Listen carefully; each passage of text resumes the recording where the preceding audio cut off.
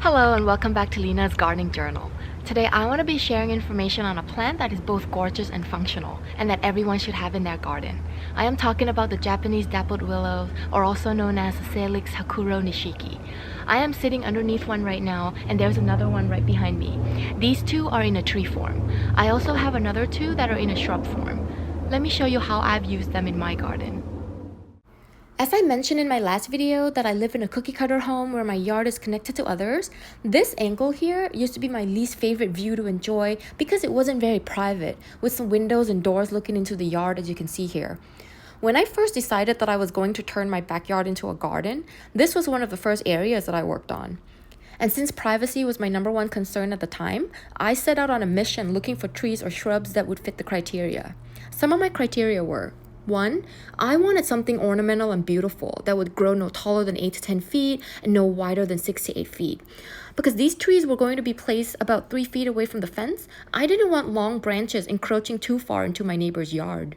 2, I wanted non-flowering or non-fruit or berry producing trees because I didn't want to create a big mess in the fall when they drop leaves.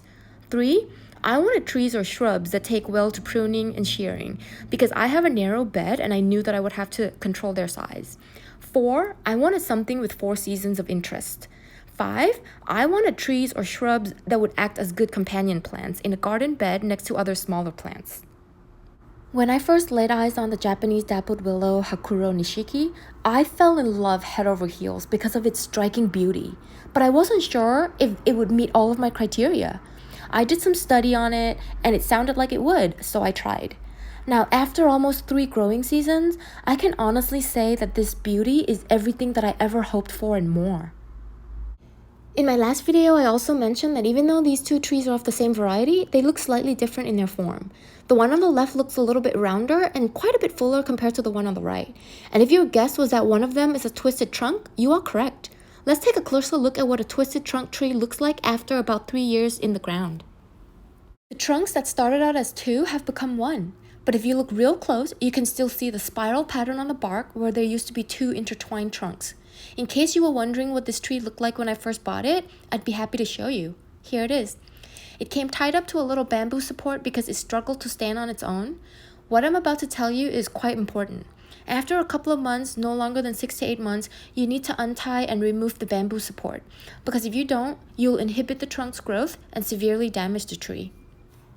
In just a few seasons, this area went from not much to look at to being one of my favorite spots in the garden. The Japanese dappled willows, with their branches that arch delicately, can become a most beautiful and graceful privacy screen. For me personally, they have proven themselves to be one of the most gorgeous foundation plants in my garden bed. Their branches give a stunning color-changing show in winter and spring also. In November or December, when all the leaves have fallen, the current season branches will turn bright red, acting as a perfect background for morning dewdrops photo ops. Then as early as February or March, these red branches form tiny little green buds, making them stand out even more. Not long after that, you'll see a tricolor display of salmon pink, light green, and white as the leaves unfurl. What a beautiful winter interest this plant gives.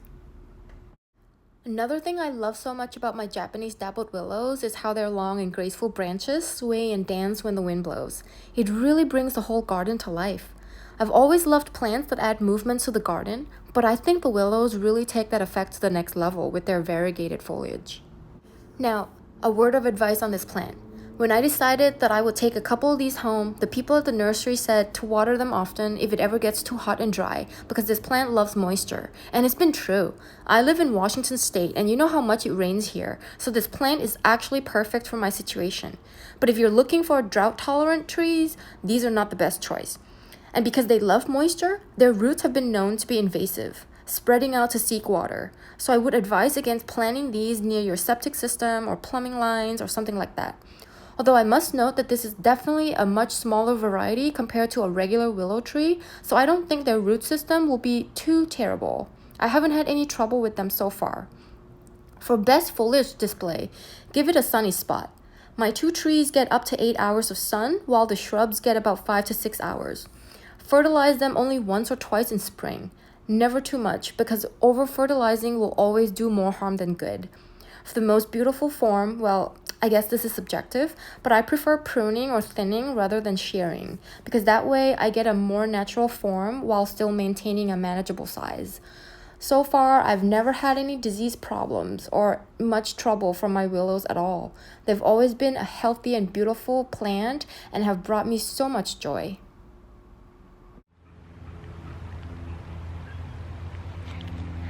So that's all the information that I've gathered on this Japanese dappled willow, both from the internet research and from my own experience. I hope you enjoyed it. See you next time.